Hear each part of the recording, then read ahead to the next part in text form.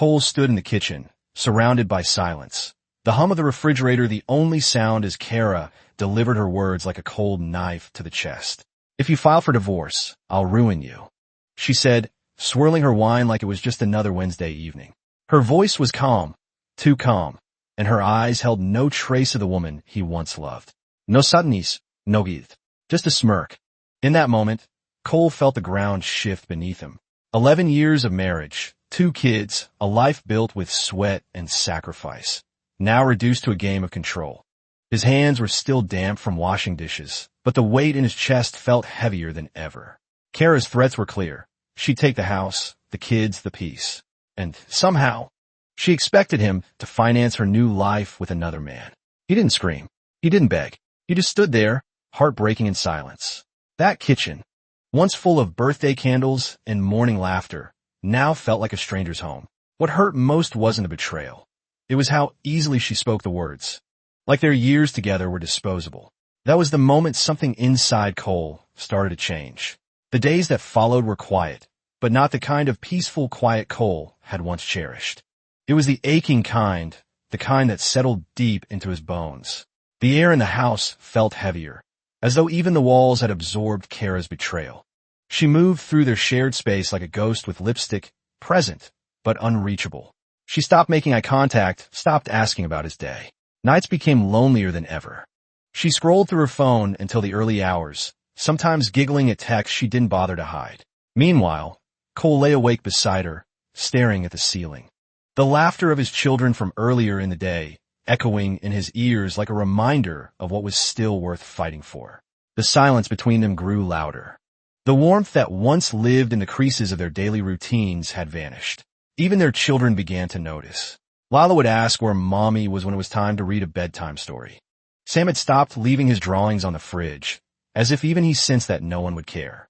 Cole started writing it all down. Every forgotten school play, every skipped dinner, every cold glance from Kara. Not out of revenge, but out of a need to preserve truth. What once was a shared life had become a performance, and Cole was done pretending. Beneath the loneliness, something was growing, a quiet strength fueled by love for his kids, and a promise that this wasn't the end. It happened on a rainy Saturday afternoon. Nothing dramatic. Just an ordinary moment that hit Kara harder than she expected.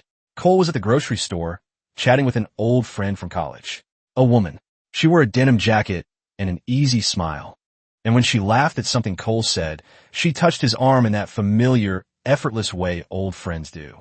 Kara sat in the car, waiting, watching through the windshield as the wipers slid back and forth like a slow metronome. She couldn't hear what they were saying, but it didn't matter. Her stomach twisted anyway. A flicker of something unfamiliar crept in. Jealousy. Sharp and unwelcome. Later that evening, she brought it up offhandedly, tossing the woman's name like bait into the conversation. "She seemed awfully happy to see you," she said with a smirk that didn't quite reach her eyes. Cole just nodded, unconcerned, which somehow stung even more. She wasn't used to his indifference. Not after years of knowing exactly how he would react. But this new version of Cole, quiet, calm, and self-assured, was starting to shake her. It wasn't about the woman. It was about the way Cole was beginning to live as if he didn't need her. As if he was finally remembering who he was before she blurred the edges of him. And that terrified Kara more than she could admit. Because somewhere deep down, she realized the man she thought would never leave might already be gone. It started with a smile, not the forced, hollow kind Cole had worn for weeks, but a real one, the kind that reached his eyes and lingered. He was changing, and Kara could feel it. He started waking up earlier, making breakfast not just for the kids, but for himself. Perfect scrambled eggs, toast with jam, black coffee, just the way he liked it. He shaved every morning again, wore shirts that fit a little better, walked with his shoulders straighter. The kids noticed first. Lila told her teacher, "Daddy laughs more now." Kara noticed too, and it unsettled her. She caught glimpses of him humming while folding laundry, smiling while tying Sam's shoes. She found a book by his nightstand about self-growth and healing, dog-eared in places he once would have ignored. And yet, the more vibrant Cole became, the more invisible Kara felt. She hated how much she noticed him now, how the warmth she dismissed was slowly being replaced by something cool and unshakable. One night, she leaned against the doorframe. watching him help Lila with her science project. The soft lamp light glowed around them. Cole's voice was calm, steady kind. And, for the first time in months, Kara didn't feel powerful. She felt irrelevant. She thought she'd broken him. Instead, she'd unknowingly set him free. That new smile? It scared her, because it wasn't just a smile. It was proof. Proof that he was healing, moving on, and doing it without her. And she had no idea how to stop it. Kara's fantasy began to crumble in the most ordinary of ways. Quiet, gradual, and cruelly understated. At first, it was just a shift in tone. Her lover, once attentive and flirtatious, grew distracted. His replies came slower, shorter. The playful emojis were gone, replaced by dry one-liners and the occasional busy, talk later. She tried to brush it off, convincing herself he was just swamped at work. But deep down, the sinking feeling began to settle. She wore her best dress to a late-night meetup, only for him to cancel last minute with a flimsy excuse and no apology. Then came the dinner she tried to plan, which he postponed indefinitely. He used to call her irresistible. Now he barely looked her in the eye. Meanwhile, Kara's circle of friends started to shrink. Texts went unanswered. Lunch invitations dried up. Whispers traveled faster than truth ever could. And soon, even her coworkers looked at her with that subtle mix of judgment and pity. She noticed them exchanging glances when she walked into meetings, their smiles too tight, their conversations ending when she entered the room. She tried harder, more makeup, louder laughs, exaggerated confidence, but it all felt like a performance for an audience that had already left. For the first time, Kara wasn't the woman in control. She was the woman watching her world slip through her fingers, one ignored text and side eye at a time. And in that silence, the spotlight she once lived for began to flicker, then fade. One evening, as the kids played in the backyard and the sun dipped low behind the fence, Kara lingered by the doorway, watching Cole through the window. He was laughing, really laughing, at something Sam said, head thrown back, eyes crinkled at the edges. It was a sound she hadn't heard in years. She didn't recognize it anymore, and that stung. Later that night, after the kids were asleep and the house had gone quiet, she walked into the kitchen where Cole was rinsing out his coffee mug. We haven't really talked in a while, she said softly, like a truce offering. He didn't turn around. We haven't had much to say, he replied, calm and distant. She leaned against the counter, trying to bridge a gap she had helped build. Maybe we could start over? The words felt foreign in her mouth. Cole turned, finally meeting her gaze, but his eyes didn't hold the longing she was used to seeing. Just stillness. Start over from what? He asked. Kara's breath hitched. She hadn't expected him to be so composed, so sure. She was used to his hesitation, his need to fix things. But now he stood there, calm as stone, unmoved by her attempt at softness. And in that moment, she realized something terrifying. Cole no longer needed her. He wasn't trying to win her back or understand her. He had let go. And in that quiet, his silence roared louder than any fight ever could. Cole had waited patiently, building his case in silence while Kara paraded through their unraveling marriage as if she were untouchable. But now the moment had come. On a quiet Thursday evening, while the kids were at his sister's, he approached her with a stack of papers and a calm smile. The mortgage company just needs a quick signature, he said, voice smooth, almost casual. Kara didn't even glance up from her phone. Sure, whatever, she mumbled, signing with the same carelessness she'd used to dismiss his loyalty. She didn't realize she had just signed away her rights to the house. The next morning, Cole met with his attorney, Mr. Alden, who reviewed every piece of evidence with razor-sharp focus. Text messages, GPS logs, screenshots of Kara's late-night rendezvous. The signed property release was the final nail. She handed it to us on a silver platter, Alden said with a smirk. While Kara continued to float through her fantasy, Cole was 10 steps ahead, moving accounts into his name, storing records in encrypted drives, and documenting every instance of neglect and abandonment. He wasn't just preparing for a divorce. He was laying the groundwork for a clean, complete break, a life that no longer included her chaos. What Kara had mistaken for surrender was actually strategy. She thought silence meant defeat, but it was the sound of Cole sharpening every tool he'd need to free himself. And by the time she noticed, the damage to her carefully constructed illusion was already irreversible. The unraveling of Kara's world came not with explosions, but with whispers, and they cut deeper than she ever expected. It began at work, when Elena, the wife of her secret lover, marched into the office without warning, heels striking the tile like gunshots.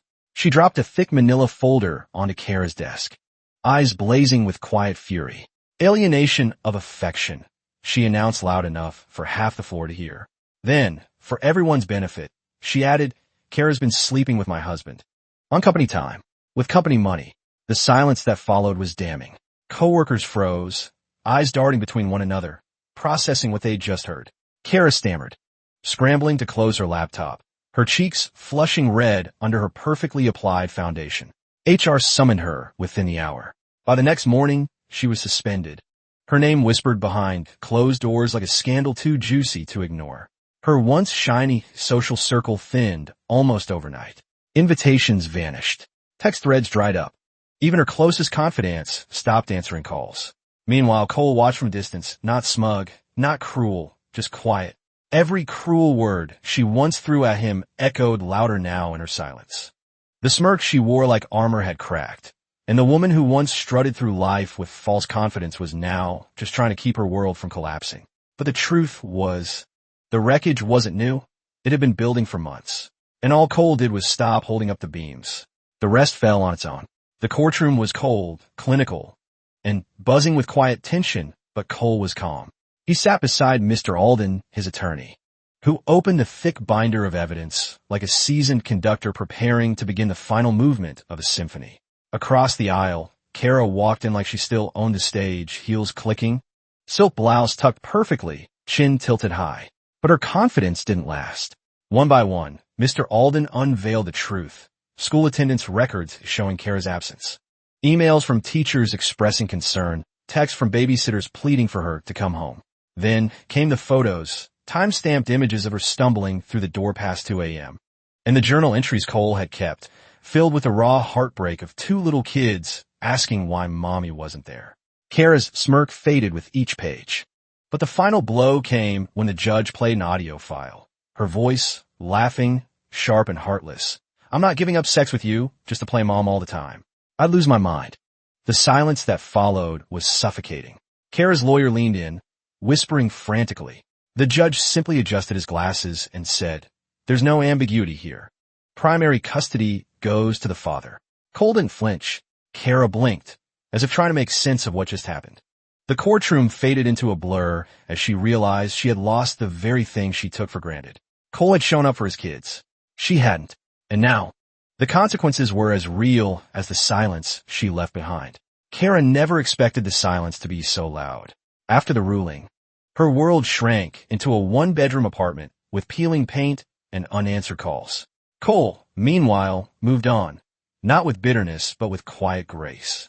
He took the kids to school each morning, helped them with homework at night, and cooked Sunday breakfast with laughter in the background. She tried to reach him, emails, voicemails, even a handwritten letter laced with old perfume and shaky apologies. He read it once, folded it neatly, and never responded. Because forgiveness didn't mean returning to the wreckage. It meant choosing peace. When she saw him at the court-ordered supervised visit, holding Sam's hand and smiling at Lila, she realized too late what she destroyed. Cole didn't look back, didn't offer pity, just calm resolve. The man she once controlled had become someone stronger, someone whole.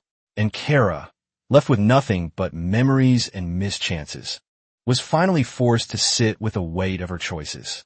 In the end, the sweetest revenge wasn't loud or cruel.